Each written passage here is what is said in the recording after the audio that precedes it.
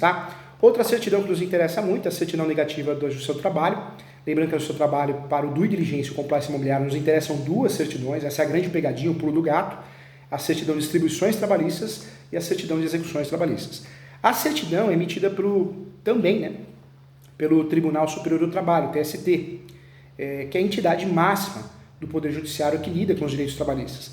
Ela será negativa se a pessoa não tiver inadimplência em processo perante o seu trabalho, mas cuidado que são duas, hein, se não dá confusão.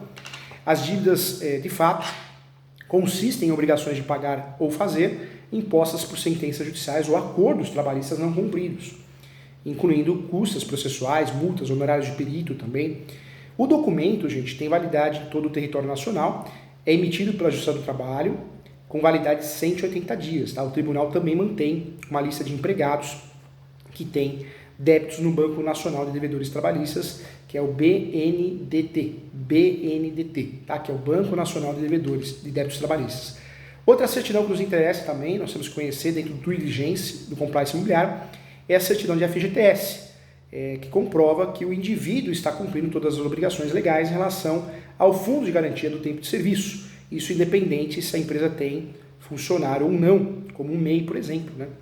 A validade dessa certidão é de 30 dias e é essencial, sim, para também transações imobiliárias complexas, também faz toda a diferença. Então, olha que interessante quantas certidões, não falei ainda das certidões imobiliárias, né, mas certidões que nos interessam muito para que a gente consiga fazer o uso, de fato, e ajudar o nosso cliente na operação de compra e venda de imóveis urbanos, rurais. Volto a falar, quando estamos falando de imóveis rústicos, sítio, chácara, fazenda, rancho, vale a pena também incluir nesse due diligence o georreferencial, uma topografia atualizada, que é a planta e menor descritivo, para dar segurança jurídica à transação imobiliária. Tá? Em relação às certidões cartorárias, as certidões imobiliárias, eu trago para você, acho que a principal é a certidão de propriedade atualizada. Essa certidão precisamos, né, para que a transação seja eficaz, para que eu possa, de fato, resguardar o comprador, que quem está vendendo realmente é o proprietário. Então, é uma certidão fundamental para que a gente tenha, de fato, sucesso na transação imobiliária. A certidão de matrícula é a certidão que contempla, sim, a emissão da cópia da matrícula do imóvel, o RG do imóvel, antes de 76, transcrição. Posso solicitar inteiro teor, né, onde também será certificada a existência ou inexistência de ônus e ações também na matrícula. Mas existe a certidão de matrícula simples, né, ou chamada matrícula inteiro teor. Essa certidão, ela contempla os registros lavados após 1976 e através dessa certidão é possível obter a reprodução integral e fiel das matrículas efetuadas no livro 2, registro geral. Então, ponto também importante também. Mais uma certidão que nos interessa também é a certidão de propriedade. Essa certidão tem por finalidade informar a existência também de imóveis ou de direitos reais, importante lembrar, em nome de determinadas pessoas, físicas ou jurídicas, se o requerido pela parte. De fato, as certidões podem conter quesitos, como, por exemplo, a indicação dos imóveis já transmitidos ou a indicação de propriedade de imóveis referente a um edifício ou um bairro específico também. Pode apresentar resultado positivo, indicando que o pesquisado figura como proprietário de registro ou também atende ao requisito solicitado, ou negativa, comprovando que o pesquisado não possui imóveis naquele cartório, que é a chamada nota devolutiva, né?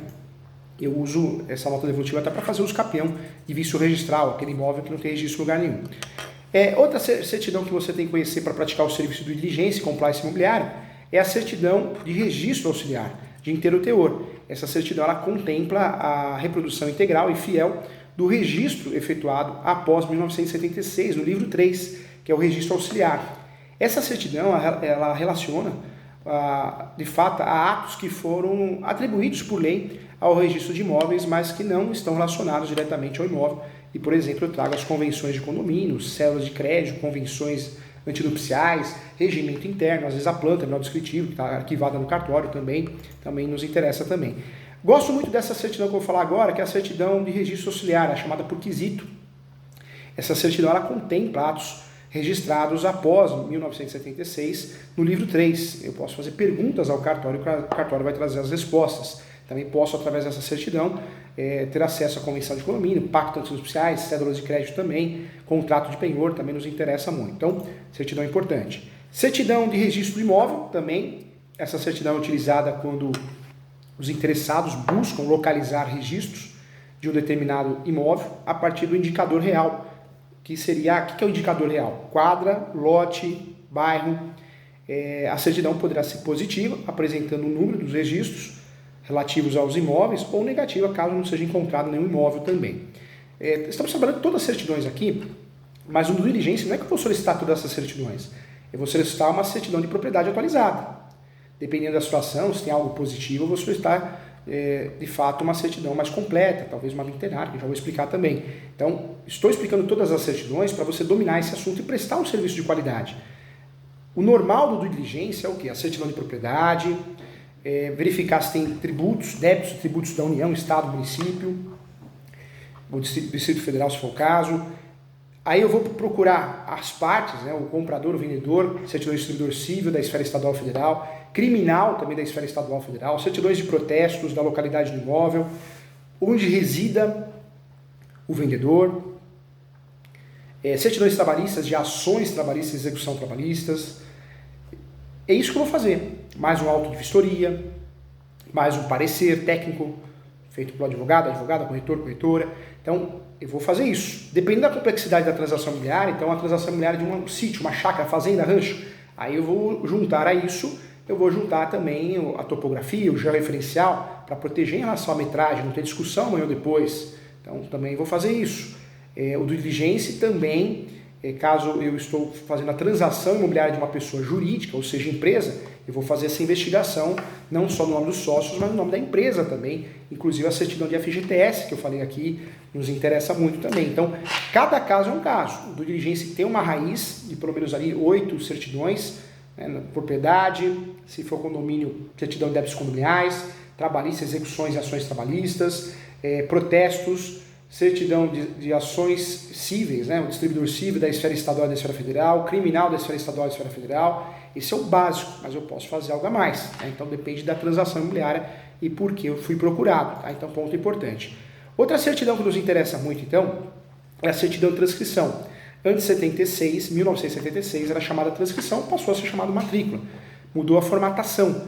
E existem muitas transcrições ainda, muitos imóveis que não foi mexido no registro, parou no cartório antes de 73, então continua uma transcrição. O cartório não fez uma abertura de uma matrícula, continua a transcrição. Então é possível fazer o pedido de certidão de transcrição por meio dessa certidão. É possível sim obter integralmente o teor do registro efetuado nos livros antigos, né, nos antigos livros de hipoteca, que é o livro 2, antigo livro 2, a transcrição das transmissões, né, também no livro 3, e registros diversos do antigo livro 4 e outros também. Então também nos interessa, também é importante. Outra certidão que você tem que conhecer para prestar o serviço de compliance imobiliário, ou seja, você é contratado depois da transação, você faz uma auditoria depois da transação, ou due diligence antes da transação, é a certidão de ônus e ações repercutórias. A certidão de ônus e ações repercutórias, sem indicação de número de matrícula e também de registro do imóvel, ela é realizada com base no indicador real, que tem por finalidade informar a existência de imóveis matriculados ou registrados, contemplando também as informações sobre o imóvel pesquisado. E para a pesquisa é necessária a indicação do imóvel, eu trago aí lote, quarteirão, bairro e outros dados necessários para a individuação do bem. As certidões possuem resultado negativo ou positivo, e a certidão negativa é comprovante de inexistência de imóveis na serventia, né? E na certidão positiva também a descrição na matrícula dos registros em breve relato e que digam a respeito do imóvel sobre o que haja interesse também interessa. E existe uma certidão também que é importante você saber, você tem que saber todas as certidões que você pode pedir no cartório, que é a certidão de documento arquivado.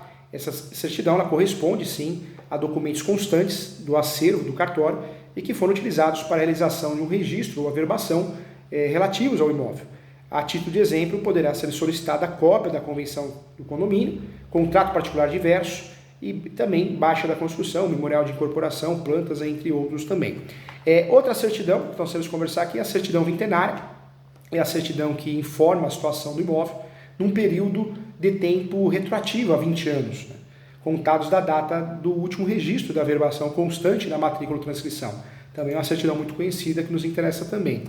Existe a certidão para requerer uso capião, extrajudicial, também tem, é novidade. Existe também a certidão conforme quesitos, que são perguntas que você faz em relação ao cartório, também nos interessa, também é uma certidão importante. Então, olha quantas certidões nós temos. Volto a falar, o due diligence não é só certidão, envolve um parecer, envolve uma equipe multidisciplinar. Quando eu falo equipe, pode ser não é uma equipe contratada, pode ser uma equipe parceiros de negócios, né, para que você consiga desenvolver um trabalho bem feito, dando segurança jurídica a essa transação imobiliária. Então, olha quantas certidões, além dos outros serviços que são feitos em relação ao due diligence. Então, é importante saber sim. Em relação às certidões imobiliárias, tem que trabalhar com certidão, corretor, advogado, né? Corretora, advogada, tem que trabalhar, é o mínimo que a gente consegue, de fato, gerar segurança para o nosso cliente. Certidões imobiliárias são certidões, são documentos que são emitidos por órgãos oficiais que atestam, sim, informações referentes ao imóvel. Elas podem ser adquiridas por despachantes imobiliários, né? Corretores, corretoras, advogados. A certidão é pública, qualquer um pode solicitar, né? Quem está prestando o serviço de due diligence. Então, essas certidões podem ser solicitadas, inclusive em órgãos municipais, estaduais, federais e nos cartórios de registro geral também de imóveis. Então, fato que as certidões negativas de um imóvel trazem diversas informações sobre esse imóvel, bem como também permite tomar conhecimento sobre a existência de dívidas, ou seja, né, se há algum tipo de ônus recaindo, gravame sobre a propriedade, como penhor, hipoteca, anticrese, entre outros também. Então, importante. Claro que quando a certidão é positiva, dependendo do processo, dá para aprovar a transação imobiliária também. Se é uma colisão de veículo, uma ação de alimentos, nada que impacte na transação imobiliária, eu posso aprovar também, mas isso o corretor, a corretora, advogado, a imobiliária, o ideal é que faça uma declaração para dar ciência ao comprador, para amanhã ou depois ele não alegar que foi enganado, houve uma simulação, foi induzido a erro. Então tudo tem que ser documentado por e-mail, WhatsApp, muito cuidado em relação a isso. As principais certidões imobiliárias existentes, eu falei de todas elas aqui, mas as mais usadas, a certidão de matrícula, a certidão de transcrição, a vintenária ou quinzenária, como é o nome usado, a certidão de pesquisa de bens imóveis e também a certidão de dados cadastrais, certamente são as certidões mais utilizadas, então é importante você saber também e conhecer também. Quando nós falamos de diligência, então é um serviço praticado antes da transação imobiliária. O advogado, o corretor, a corretora que é contratado pela imobiliária por um outro corretor. Tem muitos corretores que não prestam serviço, não gostam de trabalhar com certidão, perde tempo na cabeça desse corretor, então ele prefere ganhar tempo vendendo, alugando, apresentando, captando imóveis. Por isso é um serviço que muita gente não presta e aí surge para você um nicho interessante de mercado. Volto a falar, os valores cobrados nessa prestação de serviço variam muito de mercado para mercado, mas normalmente no mínimo um salário mínimo, tanto no due diligence como compliance imobiliário. Lembrando que, dependendo do tamanho do negócio, é importante também fazer o due diligence de forma mais completa, com parecer jurídico, talvez um auto de vistoria, né? Um auto de vistoria importante, auto de vistoria inicial, auto de vistoria final. Isso também faz toda a diferença quando eu vou fazer a transação imobiliária, então também ajuda muito, né? Cada imóvel tem o seu ponto. Nós falamos aqui do imóvel condomínio. Se eu estou falando de condomínio, eu também preciso da certidão negativa de débitos condominiais. Faz toda a diferença. Então, o due diligence é interessante que ele é dinâmico, não é algo preso, né? Dependendo da transação imobiliária, eu vou solicitar alguns documentos a mais, eu vou querer dar mais proteção à transação imobiliária. E lembrando também que o due diligence ele é praticado não só na compra e venda de imóveis usados, mas também de imóveis novos, ou seja, imóveis na planta. E na planta também é importante praticar o due diligence, analisando todos esses documentos que nós falamos aqui, mas principalmente também na planta, né? Eu preciso analisar o memorial descritivo, porque quando eu compro imóvel na planta, eu estou comprando uma fração ideal, muitas vezes a matrícula nem existe, então eu preciso analisar esse memorial descritivo para verificar de fato se eu tenho segurança jurídica. Na planta, quando eu compro imóvel na planta, eu sou contratado para prestar esse serviço para o meu cliente de compra e venda de imóvel na planta, seja sobrado, seja apartamento. Também é importante conhecer bem a construtora, o histórico da construtora, solicitar a certidão negativa do distribuidor civil e criminal da construtora, da esfera estadual e federal.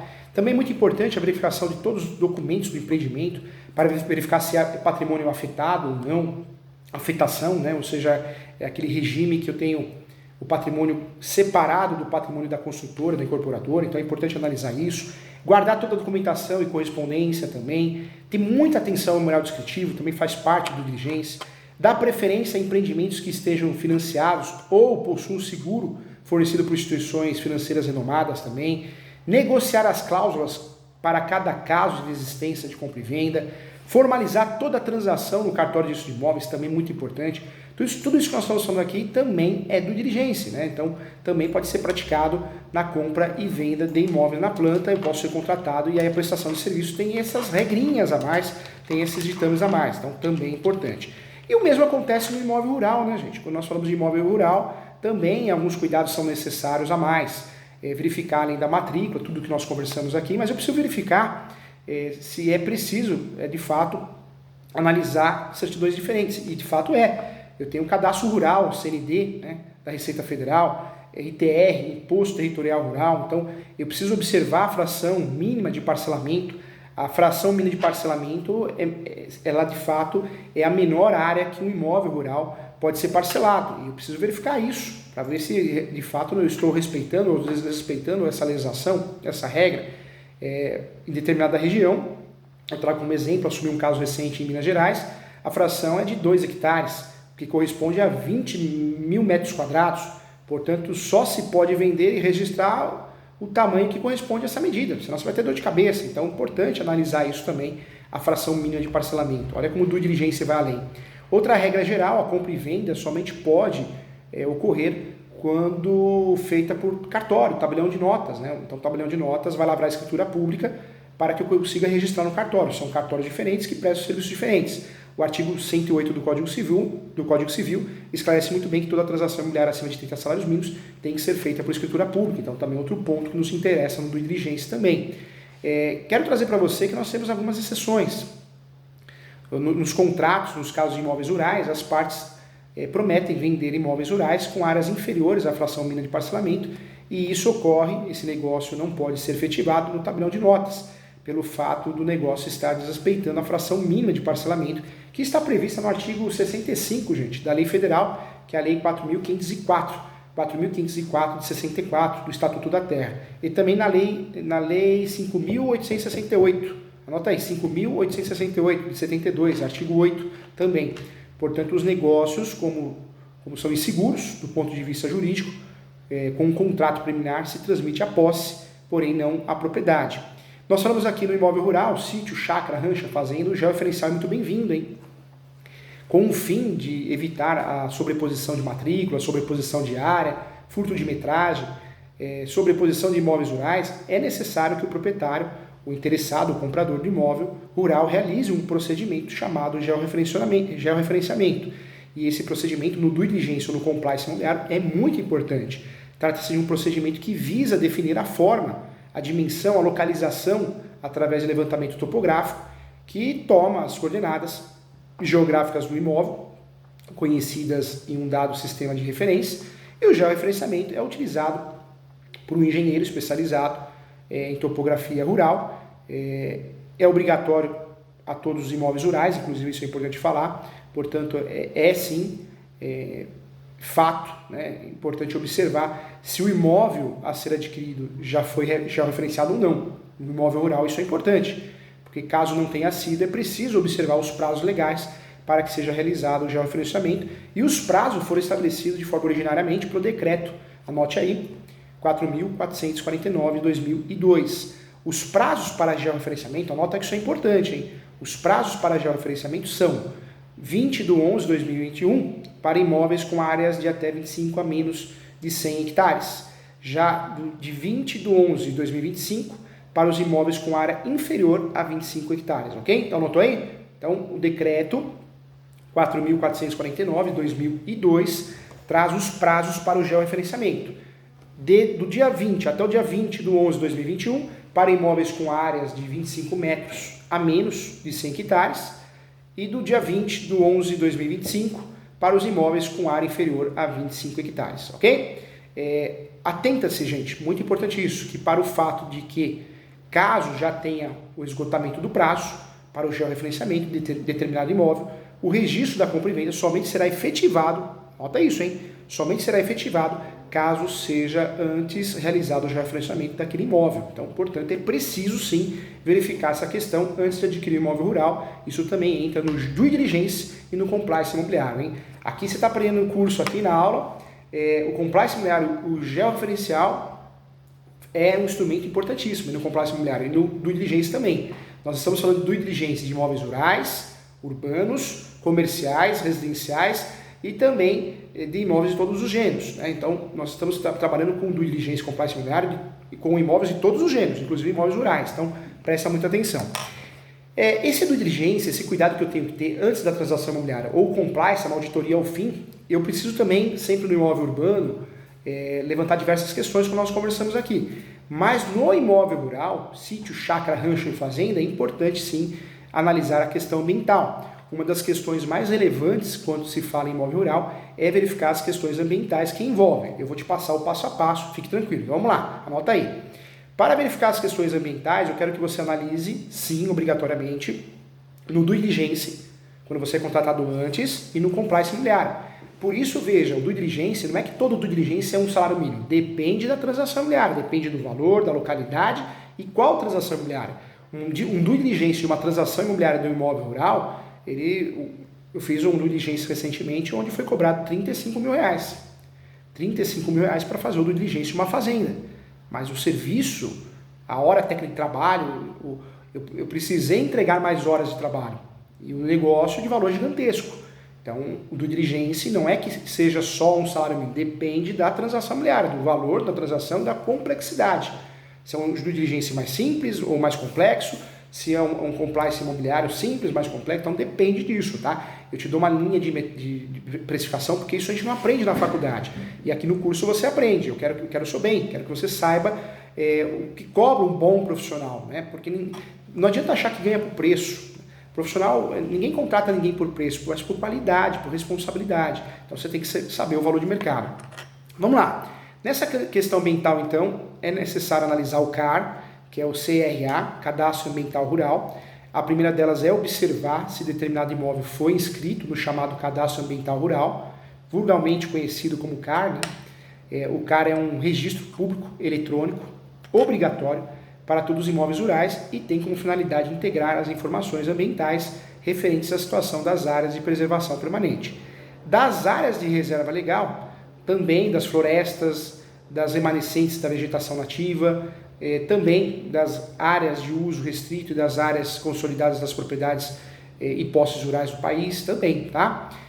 O CAR ele é visto, né? O CAR ele é importante, ele é necessário. Uma pergunta muito comum, pergunta-se, né? Qual seria o prejuízo de um imóvel rural que não tem um cadastro no CAR? Professor, eu fazendo due diligence, contratado para isso, ou compliance imobiliário, o que eu vou apontar no meu parecer? O que você tem que apontar? Que a ausência de inscrição do imóvel rural no CAR poderá acarretar em restrição ao acesso da propriedade a alguns benefícios previstos em lei.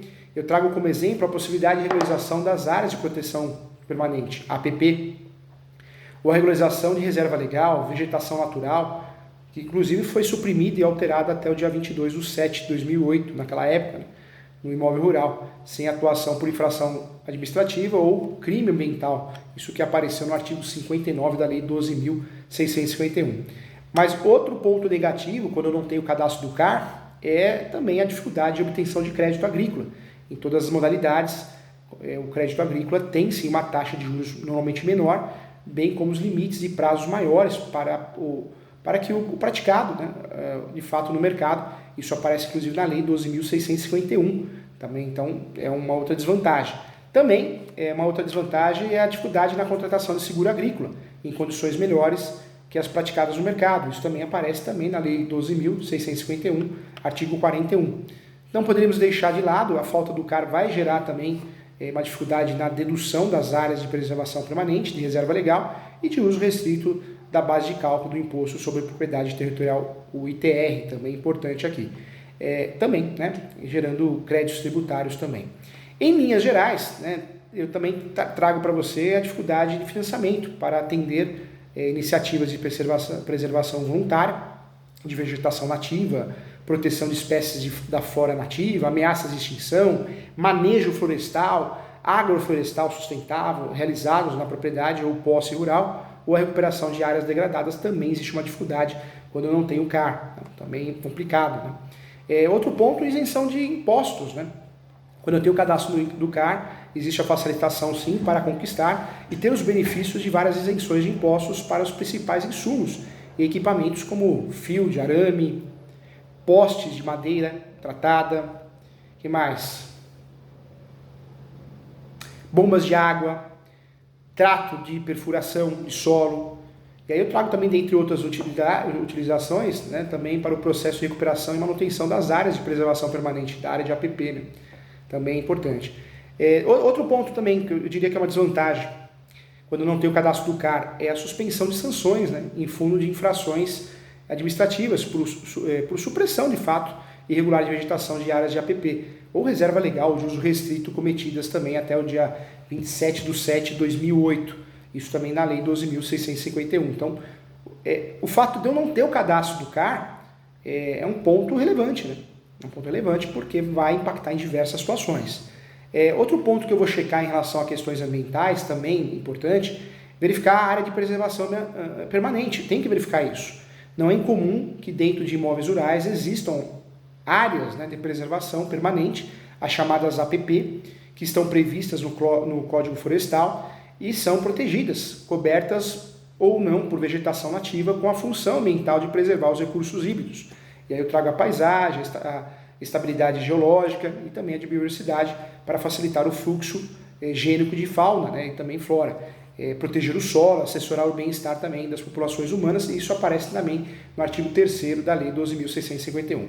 As áreas de preservação permanente, elas são tratadas pelo artigo 4º e os seguintes do Código Florestal, e são também extremamente relevantes ao adquirente do imóvel rural, que deve sim observar, isso tem que estar previsto no diligência, no compliance imobiliário, se no imóvel que pretende adquirir existe área de preservação permanente e principalmente se existem sim construções legais nessas áreas, também faz toda a diferença. A título de exemplo, gente, eu trago para você, quer ver, um imóvel que tem um curso de água de menos de 10 metros de largura que passa pelo imóvel rural. Segundo a lei, a faixa de 30 metros desse curso de água é considerada APP. E não pode intervir sem autorização do órgão ambiental. Eu não posso fazer nada sem autorização do órgão ambiental competente. Dependendo da intervenção, é considerado crime pela lei de crimes ambientais. Então, olha como eu preciso analisar com cuidado.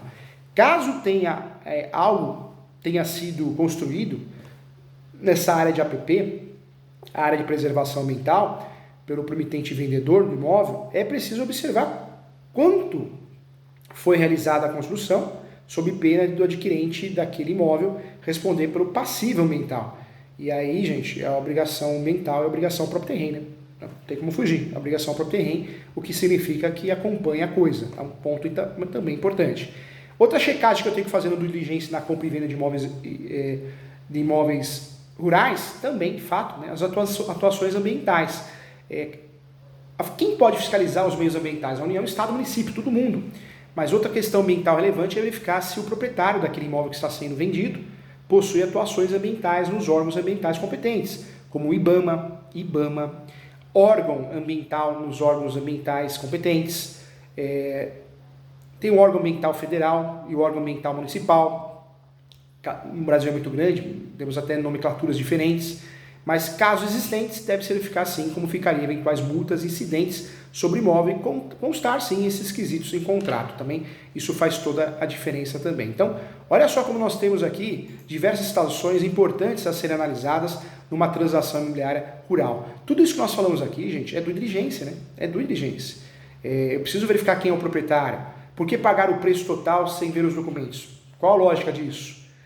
Cláusulas importantes no contrato, como retrovenda, posso voltar atrás, compra a documento, tem muita gente que compra imóveis sem pisar no local, então preciso colocar isso, incluir essa cláusula no contrato. Preciso verificar se há dívidas que poderão recair sobre imóveis, se os proprietários têm processos judiciais, se os vendedores são sócios de empresa, se os contratos de fato possam afetar o direito de propriedade, se existem pendências ambientais como CETESB, né? CETESB, INCRA e outros também é fundamental, se os proprietários anteriores tinham processo, inscrição no CAR, atuações junto aos órgãos ambientais, procedimentos administrativos junto ao MP também, situação fiscal da propriedade, documentos iniciais para a compra desse imóvel, eu preciso ter isso, lembrando que eu consigo esses documentos, essas solicitações, normalmente com muita facilidade, tudo pela internet, tá? Então fica aí a dica de ouro para você. Legal, então importante, hein? Lembrando que para constituir crédito rural, né, esse due diligência é importante porque eu preciso ter de fato todos os requisitos da propriedade rural, senão eu vou ter dificuldade com constituir o crédito rural. Isso é fato. Legal, agora você está treinado, tenho certeza que você pode prestar esse serviço, você corretor, corretora, advogado, advogada, pode prestar esse serviço ao seu cliente com eficácia, você já sabe quanto cobrar, como cobrar e quais são as certidões. Claro que tudo depende da transação imobiliária, né? Uma transação mais complexa, menos complexa, mas é isso que você tem que fazer, tá bom? Legal, parabéns, mais um curso com muito carinho, um abraço e até a próxima aula.